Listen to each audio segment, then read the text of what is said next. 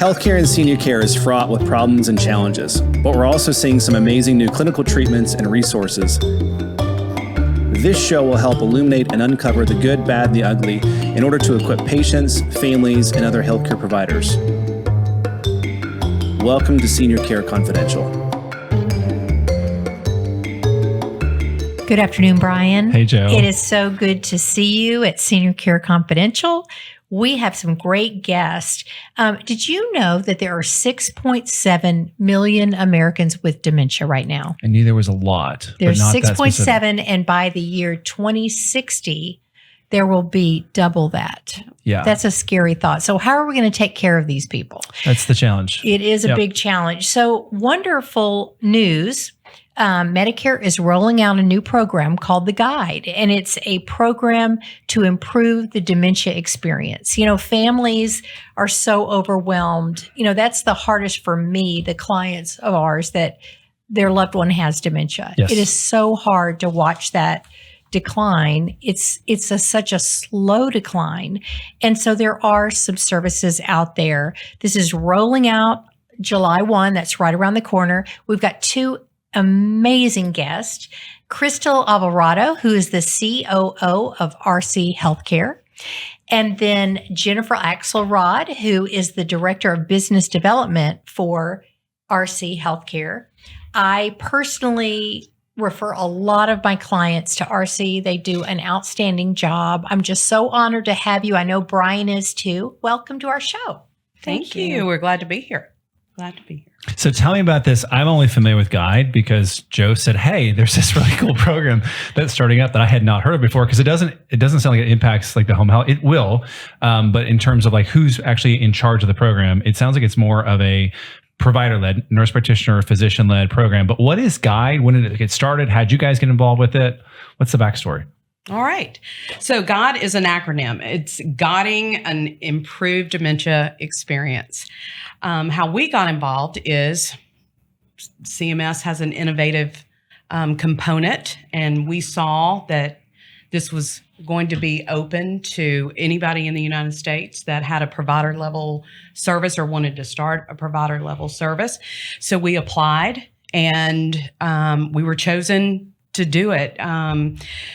There are over 350 companies or practices that have been chosen, and about 30 of them are in the entire state of Texas, and there are 8 up here in the DFW area. Wow. So we are excited to be a part of this. I was shocked that we were chosen, and we're actually the only company like ours that is actually all service lines that we have that are involved with this. So is this program exciting. Rolling out nationwide as a demonstration Yes. project? Or because I know sometimes when Medicare does it, they do kind of state by state. No. But this is a nationwide demonstration project. Okay. Yeah, it's an 8-year demonstration. It actually started last July 1st of 2024, and only a handful of providers started at that time, and the rest of them, it will begin July 1st of 2025. Got it. Okay. So they proved enough with that first handful of providers, like, hey, there's something here.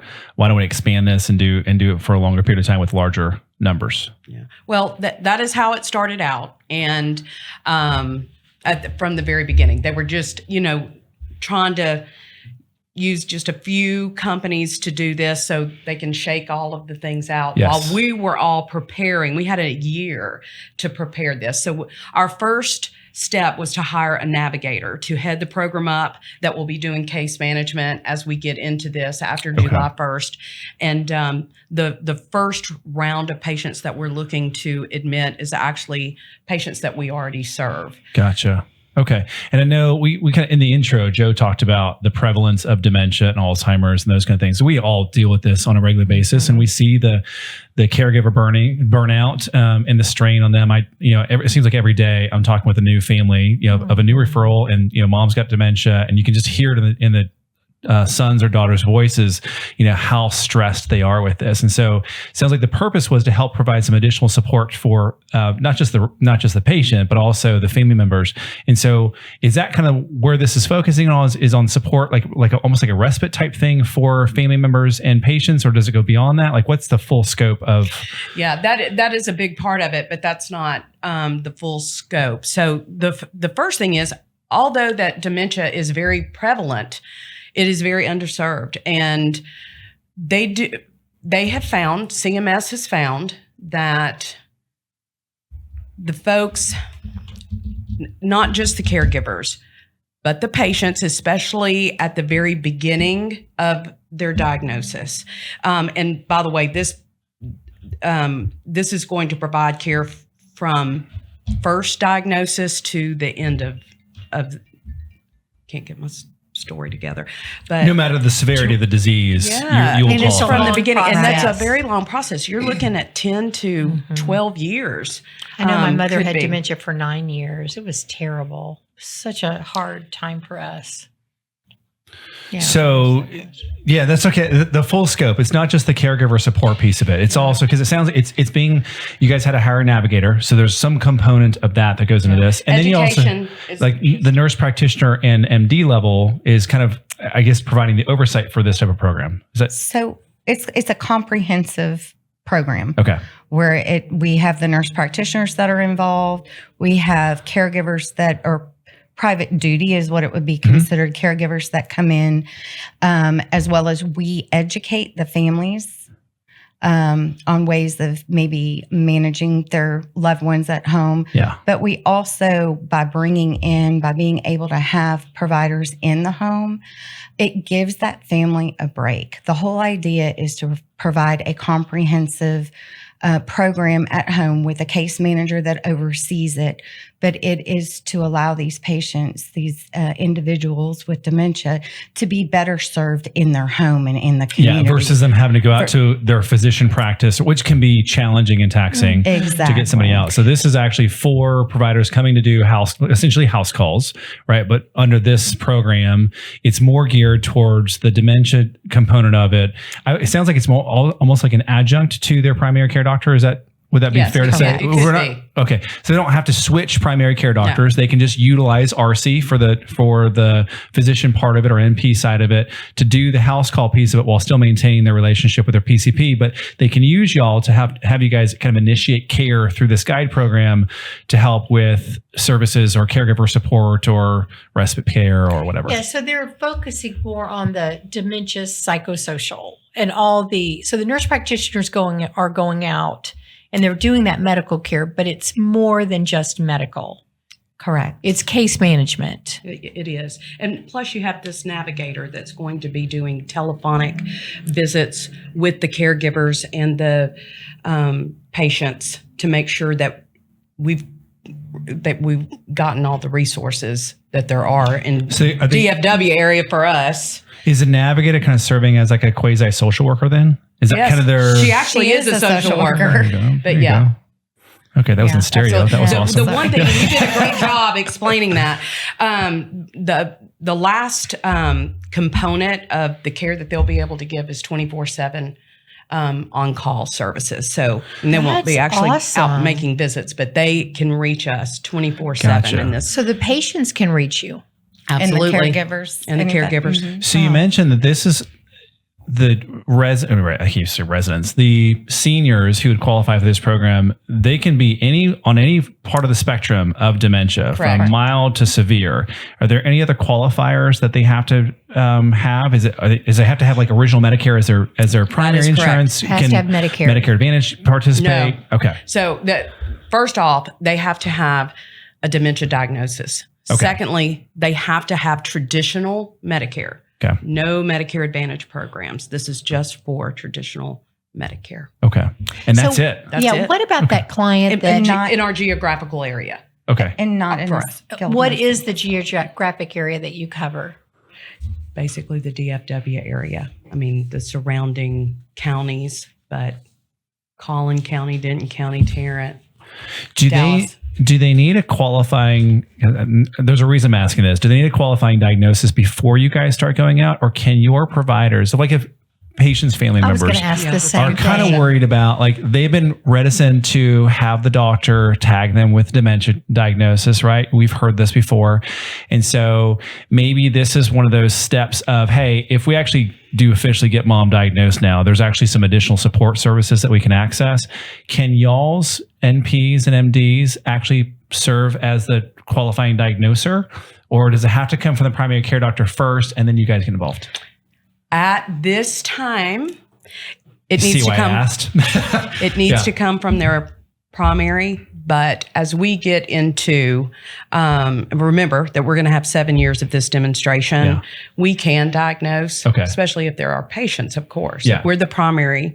Okay, so there's a little caveat You know there. what, though? I've heard a lot of primary physicians don't want to make that diagnosis. And I know when patients are in the hospital, they don't want to make that diagnosis. And we can get them the resource to a neurologist that Okay, can. that's good. So if they call, you give them the steps that they Yes. need to take to qualify for the program. Yes. That's great. Yes. And in this 7 years, we had to agree. I mean, we're going to be putting together a lot of analytics. So our friends at CMS Yeah. will be able to give us feedback as well as all of the other companies that are working in this. And hopefully it will be successful to continue. Do we know what they're tracking in terms of this?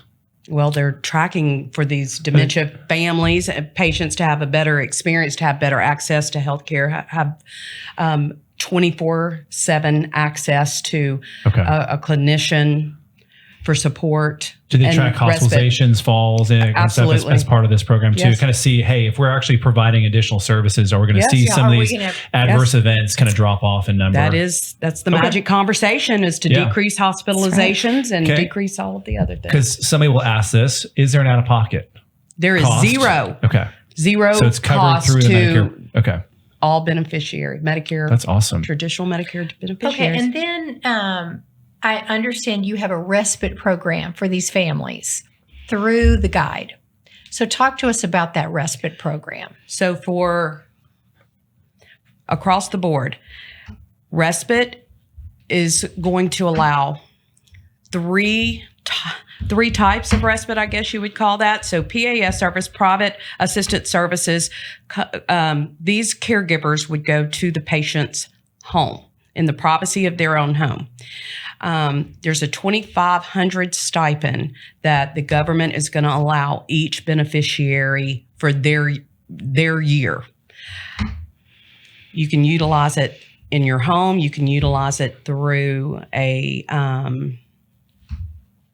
Skilled nursing Skilled facility. nursing. yeah, that was not what I was thinking. Adult daycare. Oh, sorry. And that's about an 8-hour day, or a 24/7 opportunity would be through a skilled nursing facility. Can I bank the hours? Like if my mom has mild dementia and this is year one, we start in May of year one. I'm like, I don't really need that much help this year. Can I have $5,000 next year? Cannot bank it. So you have to, it's like an HSA account. You better Use use it. Yes. it before the end of your, You got it. That's a good your question, rolling too. year. Use Okay, it or so lose it. question, like let's say daughter, caregiver, every month has to go to the doctor. So can they give you time in advance and say, at the first Tuesday of every month from 8 to 12, we need a caregiver? Yes. And it's in 4-hour increments. That's great. That's Mhm. great. So if you do the math, I know we're trying to do a little bit of this before. There's different ranges of caregiver rates around DFW, but somewhere in that 30 to 35-ish range. It's roughly 80 hours a year that they get help with, but in 4-hour increments. Can I do 4-hour increments every day? Can I do 4-hour increments like morning and evening? What are the rules on that piece of it? There are no rules as far as that's concerned. Can I stack it's in- 4-hour increments one after another after another in the same No. day? No, So it's 4 hours in one day. Mhm. Got it. Okay. But that's great for the family that already has 4 hours a day, So if they and run- there's certain days they need to go over. For individuals who are caring for dementia loved ones, it is very taxing on them. Oh, yeah. 4 hours to be able to run to the store, to be able to go get your nails done, to be able to go to the pool. Yep. It's huge for these family members and these caregivers to get just a 4-hour break is really a big deal for them. We've seen more than a handful of times with our own patient population where it's usually the wife taking care of the husband with dementia. This is usually when this happens because, and I love them for this, they are so committed to their spouse, the whole sickness and health. And this is my husband. I don't need help because I'm here. We've been married for 60 years.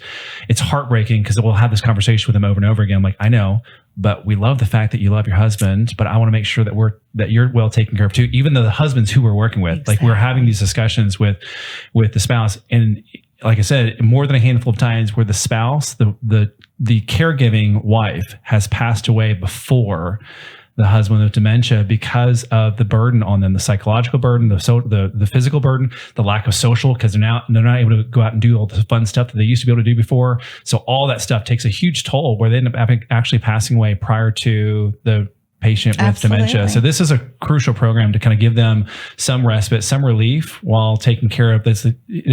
So there's a lot of toil and burden. We keep saying burden, but it's a lot on family members to have to deal with, someone whose brain is kind of slowly or fast wasting away. So do you have an adult daycare that you're working with or have done any collaboration with? Yeah, we have limited here in the DFW there area. are not very many. There is one here in Dallas, but those type of resources are limited. Nursing homes, on the other hand, skilled nursing facilities, there's lots of those. Are there any other stipulations to the allowable number of hours? No. It's roughly 80 hours. It is it's $2,500. $2,500. We can use that however we want to. Whether we want it at home or we want it at an adult daycare or at a skilled nursing facility. Are those I'm assuming they're calling these partner relationships. Are those the 3 main partner relationships at CMS? That is CMS correct. being Medicare. That's the only these are the partner 3. These are who you can relationships. choose to spend the $2,500 per year on. Okay. Yes. But We have to be contracted with them. Oh, okay, You know what that's I where it's like going. Okay. about this is because you have so many services. So let's say you bring somebody on that qualifies for hospice. Then you all can offer that service. Or they need Medicare home health. I'm sorry, Brian.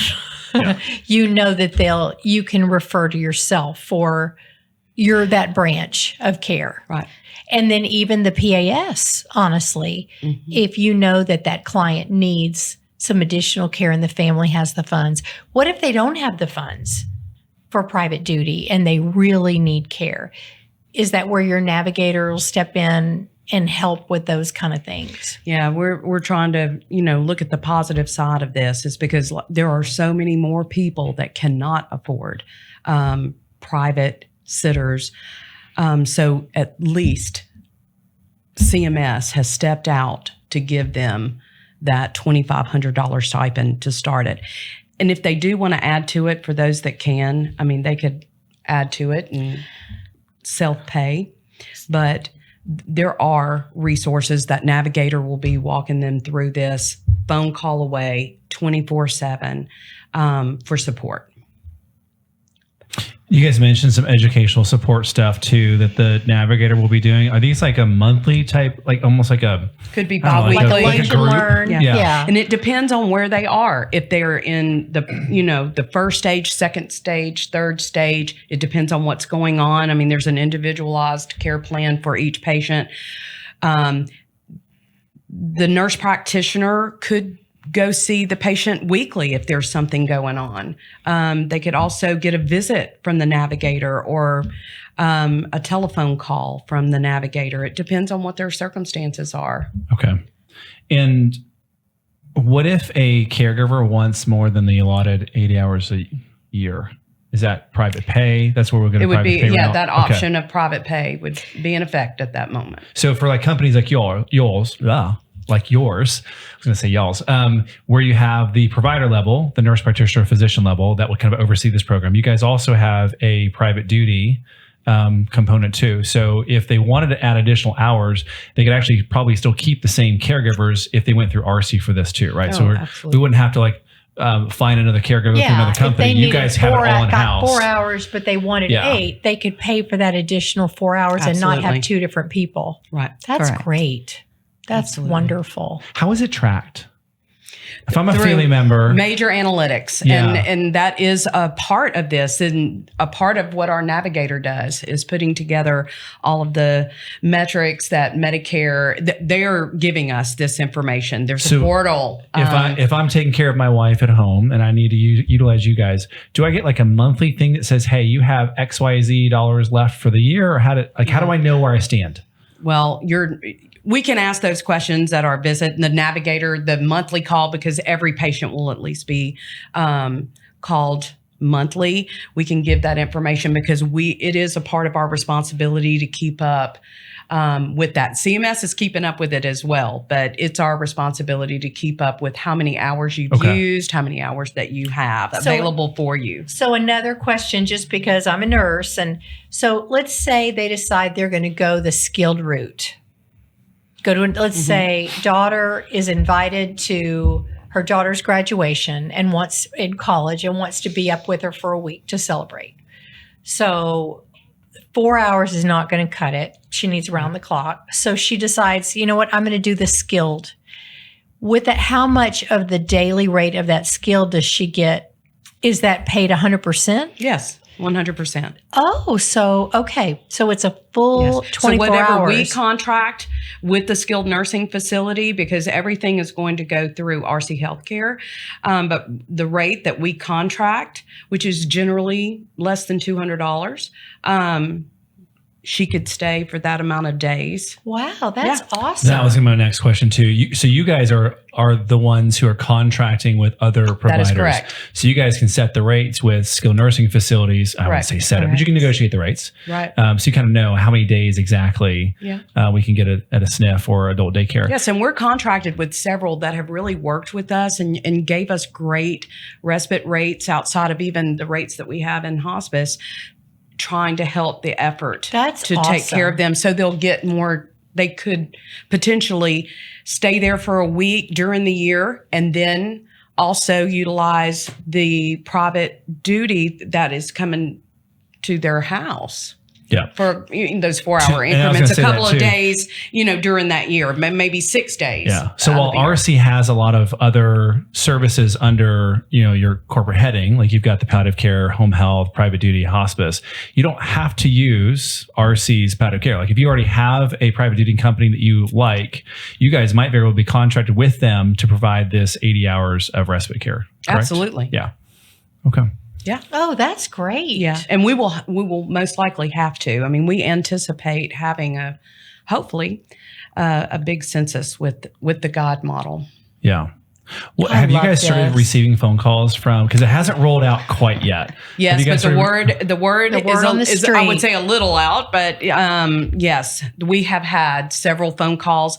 You can go on the CMS website and see that we are a provider. And like I said, there's only 8 in the DFW area. There's 1 in Fort Worth. We are the one. Our headquarters is in Flowermound in Denton County, and then the rest of those are in Dallas and about 4 of them in Collin County. So there's not a lot of providers. And most of those providers, there's 1 hospital group and then a couple of neurology clinics and a house call group. So, I mean, there's no one that really has all the circle of care that we have. The hospice, the home health, the private duty, and the palliative, the house call portion of it. There's a few other that does have hospice and home health and PAS, but not all of them together. Gotcha.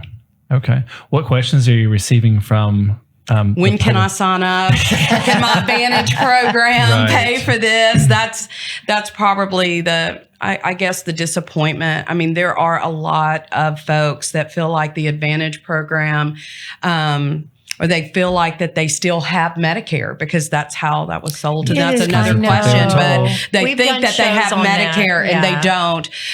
But, like I said, that's probably the biggest question is, I have Medicare, can I be on the program? And once we run their eligibility, and they actually have an Advantage program. But that's probably the first question, because most of them know that it's for the diagnosis of dementia, which is, gosh, probably 200 diagnoses under the dementia, the big heading of dementia. I know historically, and I would love for them to get better at this, but the VA and Medicare are terrible at marketing their own services. Absolutely terrible. It is confusing paperwork. I don't know who wrote it. It's like it's written by a bunch of attorneys who've never spoken to humans before.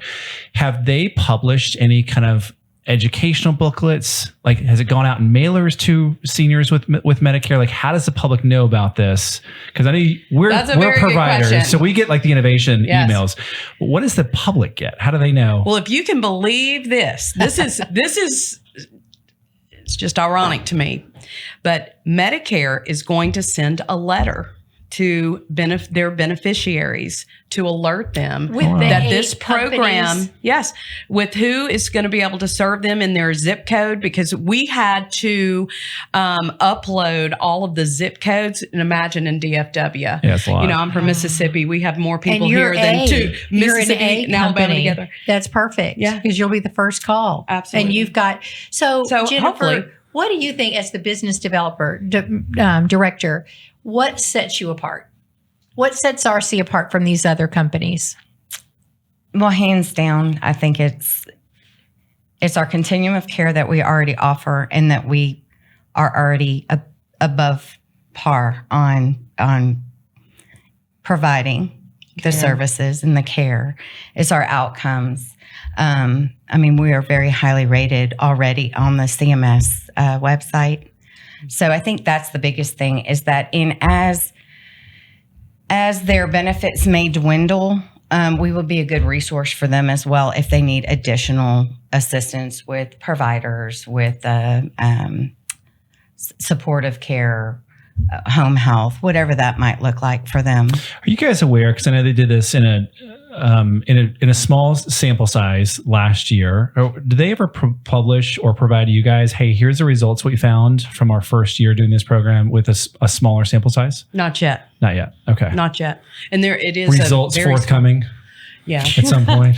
We're going to, right. The analytics are collected on a quarterly basis, and several of them on an annual basis. But I do like that they're doing this program, though. It is one of those things, because there's, you know, I get it. Medicare, and we get the confusing questions all the time about what does Medicare cover? You know, how come Medicare doesn't cover the caregiver services? I'm like, well, because it's considered convalescent care. It's not really health care. Right.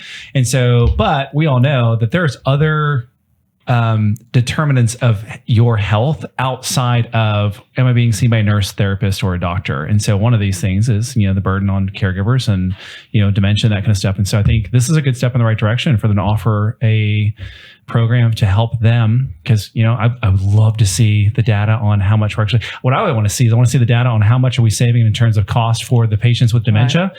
And how much are we saving for the healthcare costs for the caregivers, like the spouse who's tied to husband? Agreed. I think that would be fascinating. So I'm a potential client, or I am a care manager, and I've got a potential client that I think would be great on this program. Tell me when I make the call to Arcy and ask for the guide program, what information do I need to give you all to get things set up? You want to take that? Well, first thing we're going to ask is, what's the insurance, right? So need to be prepared to give us that information so we can verify it. We're also going to ask questions about the patient, right? Or the individual.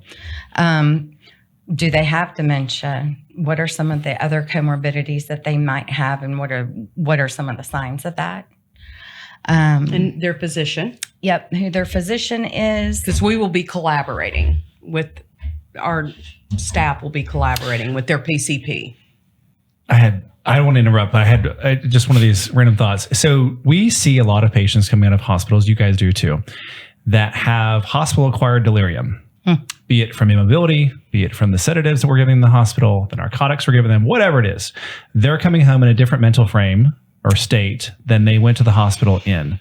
And so we call that delirium because it's more of an acute onset. But sometimes, like even after anesthesia, sometimes it takes them a couple to a few several. In fact, months. In 60% of cases where you have hospital-acquired delirium, it's actually long-term. Right. Now, at that point, I think once it goes long-term, it would be officially a diagnosis of dementia. But what about when it's a short-term delirium from a hospital stay or a surgery? Is there any allowance for that first few weeks of that? Or do I have to have the dementia diagnosis? You need the dementia I would. diagnosis, but I'm going to tell y'all at the very beginning, the assessments, CMS is providing assessments, and we have to upload all of them as a part of this program for each patient. They have to approve the patients. Oh, so there's an approval process too. Absolutely. They have to approve them, but there's 4. 2 of them are very short, but 2 of them are pretty intense. There's one for the caregiver. The other 3 are for the patients. Wow. So we will be conducting those psychological assessments for both of the caregiver and the patient. Now, there's also another category for a patient that does not have a caregiver. I was just about to ask Yes. that, because 28% Yes. of seniors don't have family or So what have does that anybody. look like? Well, What do you do? we are going to get our resources out. That is a part of that navigation process to get them, because we've got to do something now, especially. That's where care management is Absolutely. so helpful. That's right. That is right, Jay. How long does the approval process take? So starting July 1st, I call you Crystal, because that's who we're going to call. We're going to call Crystal. Don't call the main don't number. call Jennifer. Crystal. We'll Call give her a cell phone Crystal. number. Give you her cell We're going phone. to put that number on the screen for Brittany, our navigator. Right. So you're going to call Crystal, and I'm going to say, hey, Crystal, I'm taking care of my elderly wife who's got dementia. Heard about this guide program. Want to get her enrolled. You guys will be out there in how long to do an assessment? Oh, I would say that within 72 hours. Okay. So it's Oh, 72 so you hours. get results that quickly. Well, to do the assessment, but we have to, the approval process, this goes through CMS, and realize when the gates open on July 1st, I mean, we've already identified over 50 of our patients that are on our service right now. Wow. And this is voluntary. Yeah. So folks don't have to be on this service, but we have identified 50 of the folks that are already that we see in supportive care that qualify for this program. So another question. So say I have a client right now that I know would benefit. Can I go ahead and get them enrolled on the visiting physician group, the supportive care, and then recommend or request that for the July? That is great to know It's too. kind of a smooth transition. So you guys will go out there within 72 hours. You have to submit all this paperwork to Medicare. When do I find out whether you guys can help me with my wife?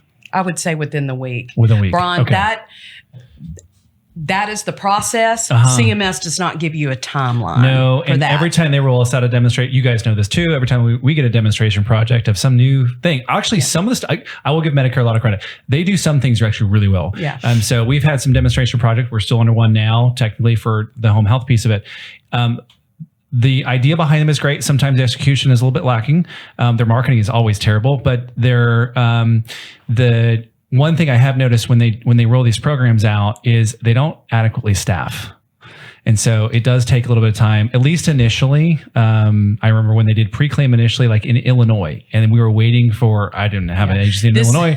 It took them weeks to get the pre-claim stuff back. And so my hope is they've kind of learned some lessons. And so there'll be a smoother process. But right now they're saying in under a week, you'll know. I don't anticipate problems as pre-claim got all of us, but I feel like there's a lot of people right now that on their website, the portal that we use, they answer us pretty quickly, usually within a day. That's great. That's okay. So awesome. and they have given us, you wouldn't believe the tools that they have That's encouraging. given us to be able to move this division forth.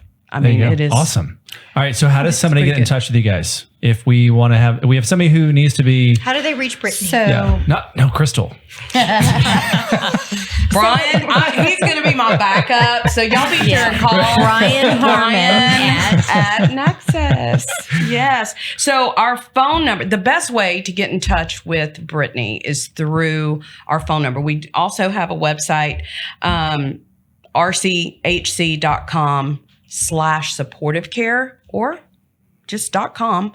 And our phone number is 469-496-5960 that we can make available to you guys. Great. Brittany Jenkins is our social worker and our patient navigator that they would be contacting. And I see there's an email too.